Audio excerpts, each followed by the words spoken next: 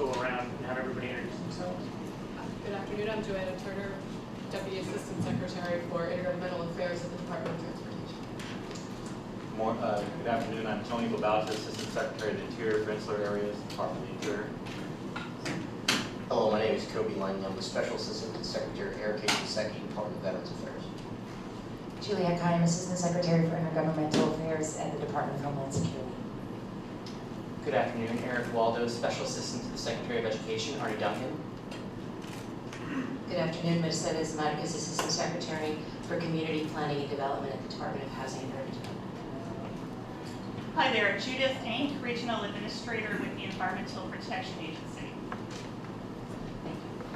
Dr. Gabriela Lemus, I am a Senior Advisor to Secretary Solis and Director of the Office of Public Engagement. Matt K. Baker, Senior Advisor to Secretary Geithner and a Deputy Assistant Secretary at the Treasury. Good afternoon. I'm Cecilia Rouse. I'm a member of the President's Council of Economic Advisors. I'm Brandon Hurlbut. I'm the Deputy Chief of Staff at the Department of Energy. Paul Diagardi, Director of Intergovernmental Affairs, Department of Health and Human Services. Good afternoon. Patrick O'Brien. I direct the Department of Defense's Office of Economic Adjustment. Good afternoon. Julissa Reynoso, Deputy Assistant Secretary of State, Department of State.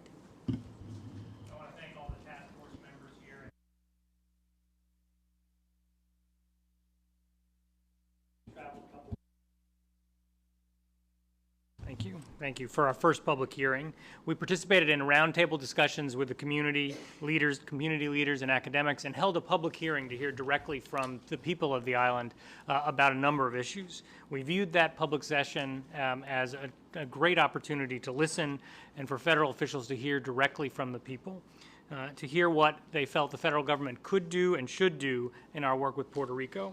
And that was a momentous first step, really the first time that public input was sought from the island, and an opportunity for all of us to directly engage with experts and community leaders and people there.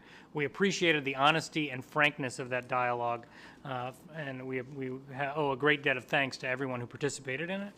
We're now continuing this listening process here in D.C., and what we want to learn from you is as important. We want to hear comments from you about the mission of the task force and some concrete suggestions about what the federal government can do more effectively in Puerto Rico. I know that I speak for the entire task force when I say that I'm enthusiastic about the opportunity to hear from you and talk with you, and that this is an important step on our process to ultimately deliver a report to the President in October, focusing on the question of status as well as the question of economic development and similar issues in Puerto Rico. The task force was originally created by President Clinton to focus really only on status, but President Obama expanded the mandate of the task force through executive order. And I think what we learned from our trip to Puerto Rico was how linked the issues are, both of economic development and status, and how this task force job really needs to be to focus on both of those and to make concrete and helpful recommendations on both. It's a big task. We are working across all of the different cabinet agencies and White House offices, and we hope to work hand in hand with many of you as we work through the best and most effective recommendations for moving forward. This afternoon, I know we're going to dedicate specific time to talking about the status question, but I did want to touch on it a little bit now. The President strongly believes that the status question is a significant one and the one that needs to be resolved. He also believes that it must be decided based on self-determination by the people of Puerto Rico. We on the task force here come with open minds on this issue, and I look forward to hearing in the session about status this afternoon thoughts and ideas from our experts and audience members about the most effective way to move forward in that area.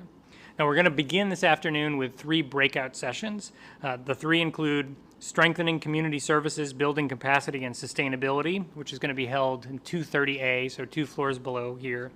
Economic development and financial fitness, which will be held here in this room, and safety and security, which will be held in room 100.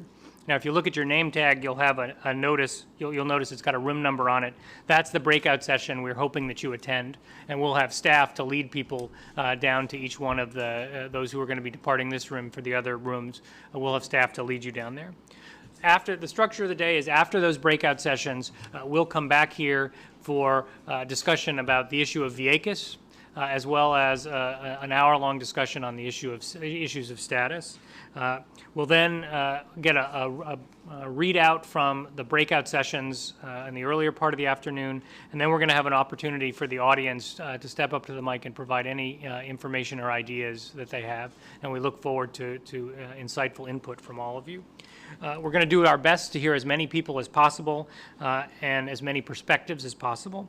But if you don't have a chance to speak today or provide your thoughts and comments, we'd like you to submit your views to this email address, which we'll pass around later, puertorico@who.eop.gov. We need to hear from you, and we need as many concrete proposals as possible from everyone. Thank you again for coming to the second public hearing of the President's Task Force on Puerto Rico.